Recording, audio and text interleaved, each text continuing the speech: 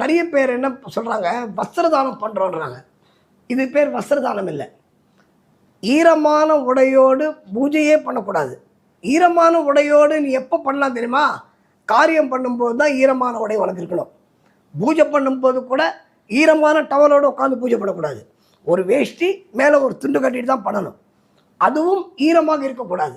அது அழுக்காக இருந்ததுன்னா அது கசக்கி போட்டு அது காஞ்சி, சில பேர் சொல்லுவாங்க 6 வாட்டி குளத்தினா அது காஞ்ச மாதிரின்னு சாஸ்திரம் சொல்லுதுன்னு. அதெல்லாம் இருக்கலாம். இருந்தாலும் ஈரமான உடையோடு பூஜை பண்ணுறதே தப்பு.